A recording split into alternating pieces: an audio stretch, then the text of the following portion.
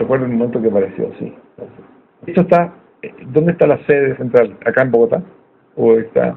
Porque tiene varias, está en distintos lugares. ¿Cuál es la? Acá en Bogotá, también, en RCN, Ah, es de esto es de RCN.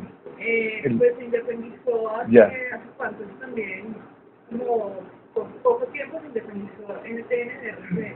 Es con Santiago Gamboa, el escritor colombiano. Santiago cuenta acerca de su nuevo libro y el hecho de que se vaya a buscar en la feria del libro. Cuéntanos acerca un poco de eso. Bueno, acabo de publicar con Random House Fundadores una nueva novela que es ya mi séptima novela, octava tal vez, y 10º libro, que se llama Plegarias Nocturnas. Es una novela que transcurre en diferentes ciudades del mundo. Una de ellas es Bogotá y las otras son 4 ciudades de Asia. Son Nueva Delhi, Bangkok, Teherán y Tokio. La historia de Plegarias Nocturnas es la de 2 hermanos que vivieron su adolescencia en Bogotá durante el periodo de Uribe, del uribismo, y sufrieron un poco como toda esa violencia verbal que había en las familias y que contaminó tanto las relaciones en esta sociedad colombiana durante esos años, y que paradójicamente, digamos, al mismo tiempo que se disminuyó la violencia en términos de la violencia real, se aumentó muchísimo ese tipo de violencia más invisible, pero muy presente en la sociedad, esa tensión, esas peleas furibundas que había en las familias, entre amigos, por esa radicalización y polarización tan fuerte que había en esos años. Y estos son 2 jóvenes que crecen, pasan de la adolescencia un poco a la edad adulta en esos años, en una familia de clase media, cuyos padres estaban fascinados por la figura del presidente, y en cambio ellos se sentían todo lo contrario, se sentían en un país asfixiante, en un país que no les permitía vivir sus sueños, y entonces esta contradicción les hace querer escapar, querer irse a otro lugar, y entonces hermano y hermana, son 2 hermanos, empiezan a planear una fuga, pero en este deseo de irse, se separan y de alguna manera terminan perdidos el uno del otro. Entonces la historia de Plegarias Nocturnas es la historia de un cónsul colombiano en Nueva Delhi que debe ocuparse de un joven colombiano que está detenido en Bangkok, en la cárcel, por posesión de unas pocas, digamos una pequeña cantidad de droga. Y cuando llega a hablar con él a la cárcel, este joven le cuenta su historia, y este joven es el hermano, y el viaje, la historia que le cuenta es su vida y el viaje que hizo y que lo llevó a ese lugar para buscar a su hermana. Por supuesto, después de contarle todo esto, que es la primera parte de la novela, toda la vida de este muchacho en Bogotá, después de esto, ese joven le pide como un último deseo, casi de un condenado, al cónsul, que continúe el cónsul la búsqueda y que vaya y le traiga a su hermana, para que en ese momento se reúna. Bueno, Santiago, cuéntanos un poco de qué manera aplicas la filosofía a la literatura. Bueno, yo siempre he sido mal lector de filosofía porque soy bastante reacio como al pensamiento abstracto. Sin embargo, me gusta considerar que la filosofía, como una de las más, digamos, altas disciplinas humanas, forma parte de la vida de todos los seres humanos y de las relaciones que tenemos con la realidad, con los demás, con nuestra historia, con nuestro pasado, con una cierta noción del devenir. Yo tengo una gran suerte, y es que si bien no tengo la capacidad para incorporar y procesar de manera, digamos, correcta textos filosóficos, tengo un gran amigo filósofo que me los cuenta y me los explica. Se llama Gustavo Chirola, profesor de la Universidad Javeriana. Entonces, gracias a Gustavo, que es un amigo mío, casi ya un hermano, somos amigos hace 30 años, gracias a Gustavo y en las conversaciones con Gustavo, las nociones que yo tengo de filosofía provienen de esas conversaciones con él. y de alguna manera pues lo poco que puedo tener a ese respecto se incorpora por supuesto a mis libros. Creo que has tenido la oportunidad de estar en París. Cuéntanos, ¿en qué se diferencia la literatura europea a la latinoamericana?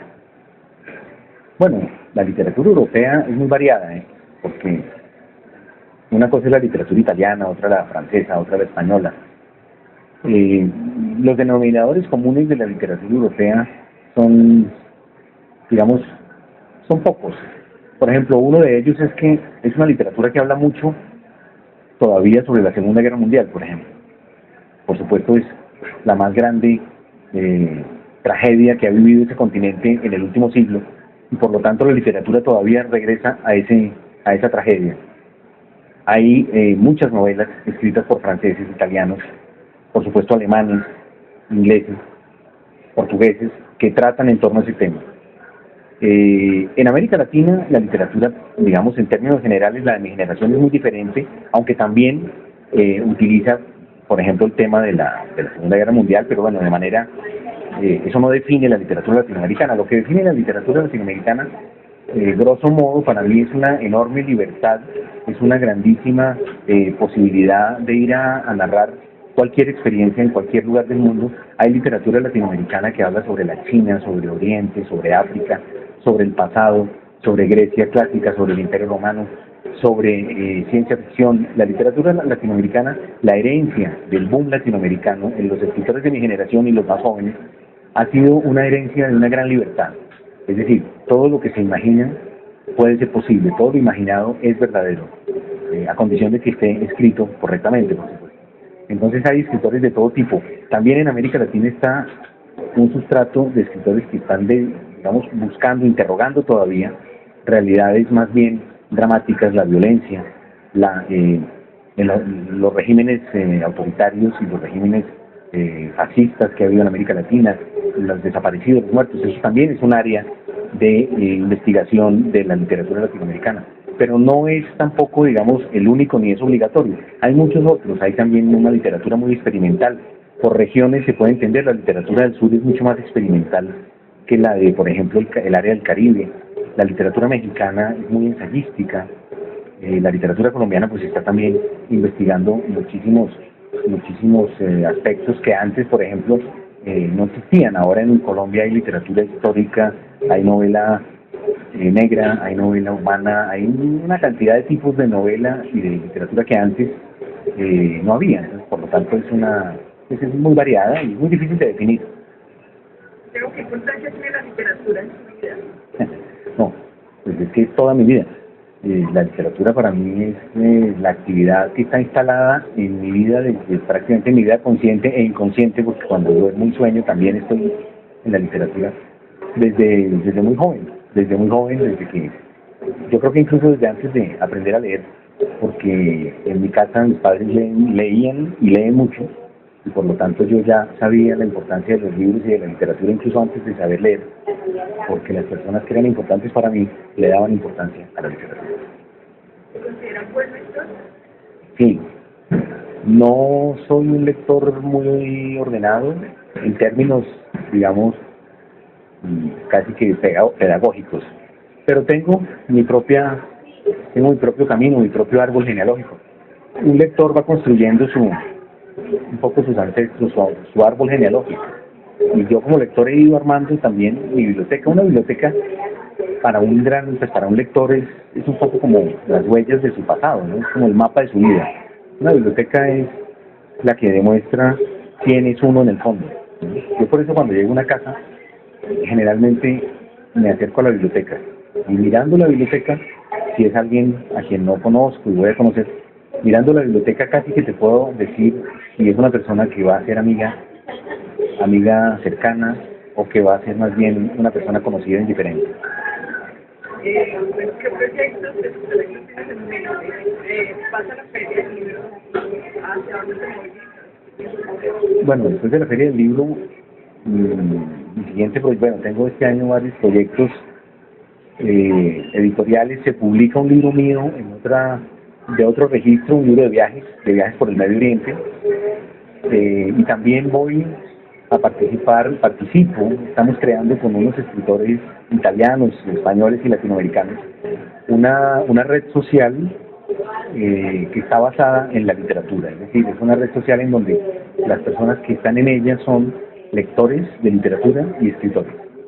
Y el 10 de mayo va a entrar en actividad esta red social sobre la cultura narrativa que se llama clubdante.net, clubdante todo pegado, .net. Así que a partir del 10 de mayo, pues te invito y a todos los televidentes a dar un vistazo a esa página, clubdante.net, porque ahí van a encontrar a todos los escritores de Colombia, de América Latina, de España, y por supuesto a todos los escritores de Italia. Y será pues una especie de club en donde la afinidad que nos une es el amor por los libros y por la literatura. Santiago Gamboa, un saludo para los televidentes de NTN 24. Bueno, pues un gran saludo. Vengan a la Feria del Libro, aprovechen, asistan a las tertulias, aprovechen la presencia de escritores de Brasil y de otros países. Les recomiendo algunos libros también. Hay una novedad interesantísima de un colega colombiano, Efraín Medina Reyes, una novela que se llama Lo que todavía no sabes del pez hielo, de la que ya he leído algunos fragmentos y que recomiendo muchísimo. Mucho gusto. Hola,